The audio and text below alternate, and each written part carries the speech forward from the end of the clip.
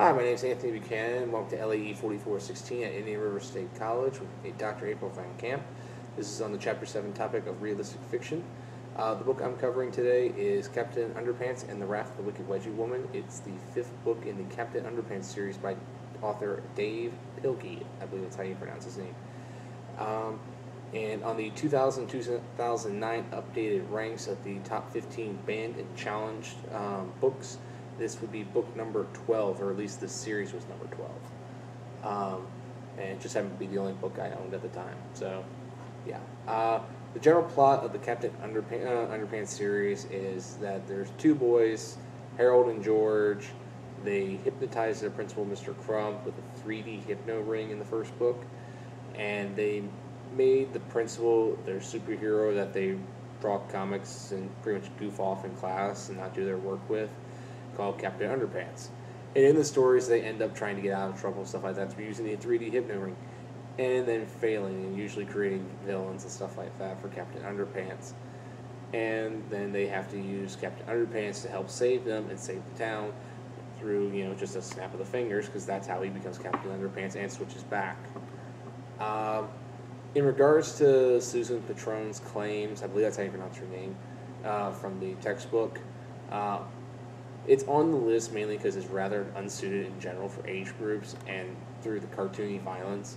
I mean, this was a 4th grade book when I was reading in the library back in elementary school, way back in the early 2000s and stuff like that. I mean, yeah, there's not a lot in this book that's really 4th grade-y. I mean, it's pretty much an adult picture book with, maybe an occasional word or two you really don't understand back when you were in 4th grade, but other than that, whatever.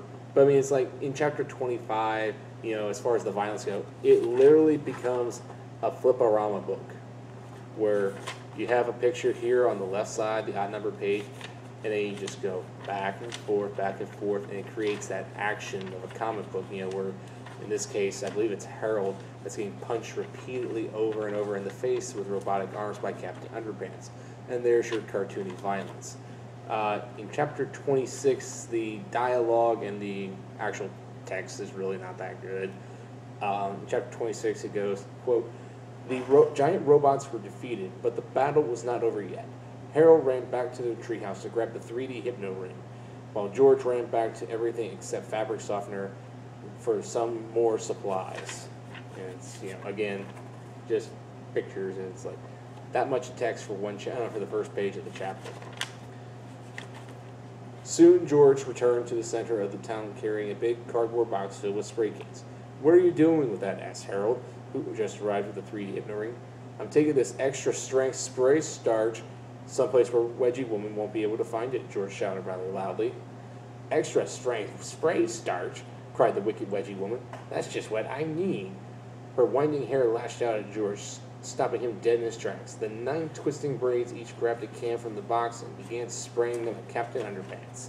A huge cloud of mist filled the air, covering everything in sight, and making these 2 pages incredibly easy to draw. And that's how you break the 4th wall. When the cloud finally lifted, all Wedgie Woman's hair was gone. In fact, all of everybody's hair was gone. "See," George explained, "there was no need for spray starch in this box. There was no spray starch in this box. This box was just a clever disguise carton for hair remover. I used reverse psychology on her." "Ah!" screamed Harold as he clutched his bald head. "My mom's gonna lay hard-boiled eggs when she sees me." "Relax," said George. "Our hair will grow back." "That's easy for you to say, Harold. Your hair was only half an inch long." And yeah, 4th grade material right there. Back when, as I said, back when I was in school, these books were readily available. They weren't censored or anything like that. I began reading them back in Mr. Helmkamp's 4th grade class, back at Village Green Elementary, back in Port St. Lucie. To me, there is a difference between censorship and selection. Selection just means that you're limited to the resources you have available to you, whereas censorship means you're just trying to block, the material from getting to the reader in general, for whatever reason. Captain Underpants to me is just selection. It's not an award-winning book by any stretch of the imagination. It's just not. And in schools and even public libraries, it's becoming hard to find books that aren't award-winning. In fact, I just went out tonight for my book for the critical assignment that's due next Friday at the Morningside Library.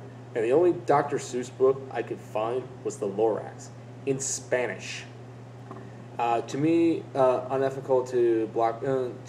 Yeah, to me, it's unethical to block books such as Captain Underpants. Students can get burned out from reading books that are only designed to educate you. They need a break from the stresses of reality, just like we do. And Captain Underpants is one such book that fills the void. So yeah, it would be in my library. It's not a award-winning book, but it is at least something to entertain and keep the children interested and still reading, even if it is technically a fourth grade book that's more like a third or second grade book. I'm Anthony Buchanan, signing off.